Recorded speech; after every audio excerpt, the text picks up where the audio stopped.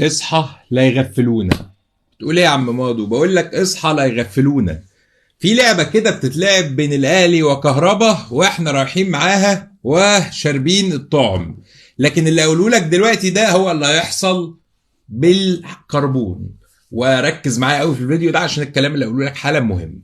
وايضا محمد عبد المنعم والمفاجآت والانفرادات، وقولوا اسفين يا ماضو لان كله كذب من شهور، والنهارده كلامنا بيخرج لارض الواقع. لكن في بدايه الفيديو بستاذنك تعمل لايك حالا حالا حالا. كل اللي في الفيديو اعمل لايك، شير الفيديو، اثبت حضورك بكتابه عشا الزمالك، ولو اول مره تتابعنا يا ريت تعمل متابعه. وسريعا بدون مقدمات اهو علشان الناس بتزعل هنتكلم بسرعه، بس انت على طول اعمل لايك علشان الفيديو يبقى واصل لك ويثبت للناس، والناس تشوف هذا الكلام وتسمع التفاصيل المهمه.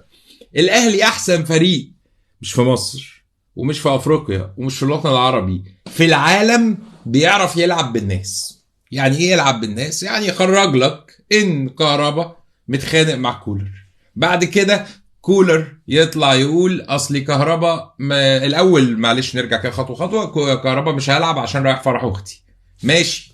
بعديها كولر يستبعد كهربا، ماشي. بعديها كولر يستبعد كهربا تاني، ماشي. بعديها كولر يطلع يقول لك ان هو بلغ كهربا ان هو المواجب الثالث في الفريق، ومودست وسام ابو علي هما اللي في الاول، وهو لازم يبذل مجهود اكتر عشان يبقى موجود اساسي، ماشي. لغايه هنا اللعبه بتطبخ على نار هاديه. لكن المفاجاه، وانا بقول لك من دلوقتي، كل اللي بيحصل اليومين اللي فاتوا والنهارده كهربا بيحاول يتوسل علشان يسافر مع الاهلي للسعوديه لنهائي الكاس.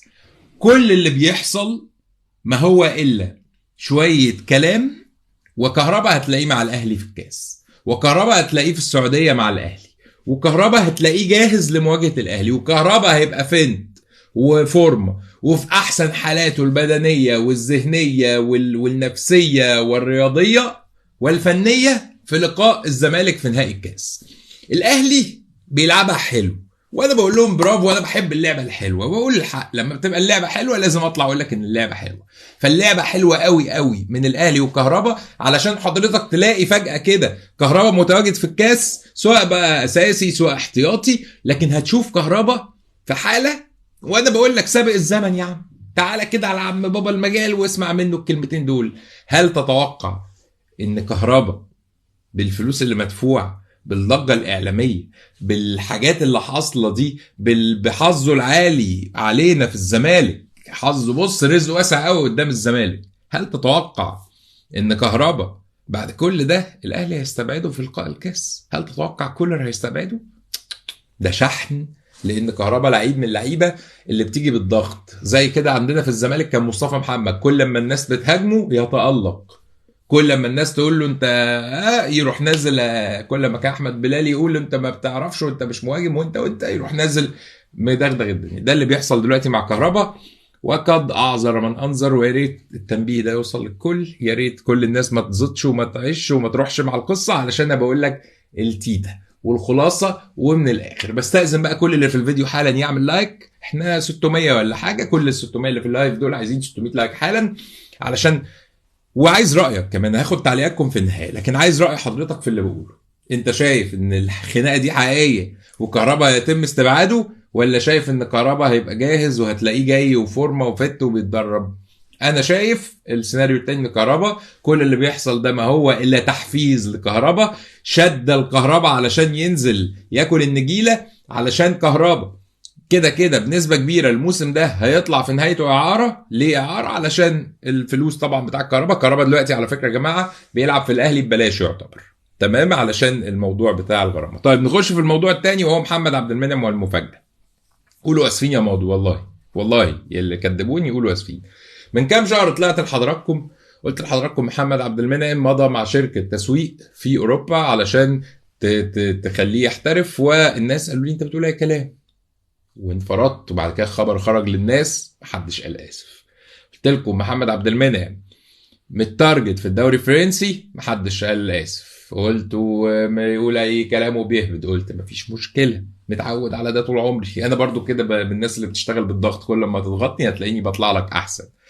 فالنقطه الاخيره، محمد عبد المنعم على اعتاب الدوري الفرنسي، ومطلوب في فرنسا، وعايزينه في فرنسا فاكتر من نادي. في نادي ممكن يكون الاسم بتاعه اتسرب، وفي نادي اخر لسه اسمه ما خرجش. وبقول لحضراتكم محمد عبد المنعم مطلوب في الدوري الفرنسي، وده من اسباب كمان على فكره تشتيت محمد عبد المنعم الفتره اللي فاتت، ان الراجل شايف ان هو ده طموحه، نفسه يحترف، عايز يلعب يروح اوروبا، وعنده امكانيات بصراحه، لعيب مدافع كويس جدا، يمكن مستواه الفتره اللي فاتت مهزوز شويه لكنه مازال لعيب كبير ولعيب متالق جدا جدا. كمان عايز اقول لكم خبر بقى للاهلاويه كده، بما ان بتكلم عن اخبار الاهلي كتير. الاهلي جاله النهارده يا جماعه 2 مليون ونص دولار اللي هي بتاع كاس العالم للانديه، دخلوا حساب الاهلي.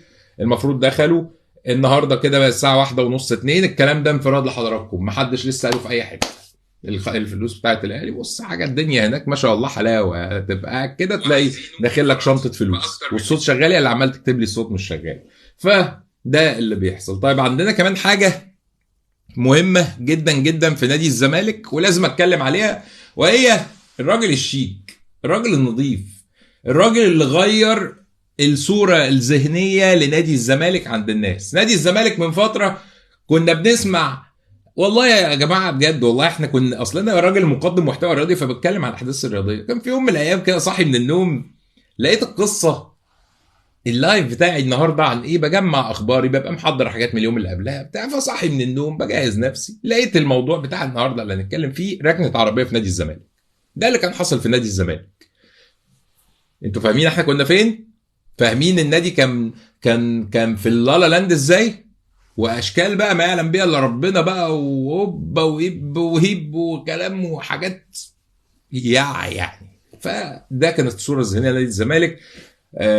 الفاظ، خناقات، مشاكل، خناقات بين رموز النادي، طرد الرموز النادي، مش عارف ومين، ولا مفيش رعايه، مفيش بتاع، شركه الرعايه عايزه تفسخ معاك. ولكن نادي الزمالك بقياده رئيس جمهوريه الزمالك الشرعي بالقانون وبالانتخابات وبالصندوق كابتن حسين لبيب ومجلسه بدأوا يغيروا الصورة الذهنية. فمن موقعي هذا بقول لهم كملوا، وما تسمعوش لاي حد يغلط، ما تسمعوش لالفاظ، ما تسمعوش لاي حاجه، كلنا في ظهركم. جمهور الزمالك الحقيقي، سيبك من كام واحد عاملين كده زي الرذاذ، سيبك من كام واحد عاملين زي البتاع كده عمالين يكتبوا، كل واحد فيه عاملها عبده المحنك وهو يعني ما يعرفوش غير 5 6 اصحابه، كل واحد فاكر نفسه هو اللي بيحرك نادي الزمالك، كل واحد كان بيطلع على اسرار نادي الزمالك. سيبك من كل الناس دي، الجمهور بتاع نادي الزمالك، شعب الزمالك في ظهركم، وهو ده الاساسي. شعب الزمالك اللي هم الناس الحقيقيه، الجمهور الحقيقي. فبتوجه وشوف احترام الاهلاويه ليك. اوعى تكون فاكر ان موضوع كهربا ده كان هيحصل لو قعدنا 100 سنه وانت عمال تشتم فيهم بالدبلوماسيه. انا والد الله يرحمه كان راجل دبلوماسي، فكنت ففاهم منه حته الدبلوماسيه، بالدبلوماسيه والذوق والرقي والاخلاق والشياكه انت تهندل اي حد، تخلص اي مشكله. يعني انا بابايا ده عمري ما سمعت صوته عالي، عمري ما سمعته بيزعق، بس كان هو اللي بيحل مشاكل اي حد، اصحاب، قرايب، جيران، اصحابي، اي حد كان يروح والدي تعالى ايه المشكله حبيبي 1 2 لا انت كذا 1 2 3 الحل في 1 2 3 انتهى الموضوع. هي دي الناس الشيك، وهي دي الناس اللي تشرف، وهي دي الحاجه اللي تخلي صوره نادي الزمالك محترمه. نادي الزمالك يا جماعه كبير قوي، نادي الزمالك ونادي الاهلي كبير، بس نادي الاهلي عمري ما سمعت مسؤول فيه بيشتم لفظ ولا بيقول مش عارف حتى انا مختلف معاهم. يعني شوف انا اختلفت مع كابتن سيد عبد الحفيظ مليون مره وانتقدته مليون مره، بس عمره ما شتم، عمري ما سمعته قال لفظ خارج.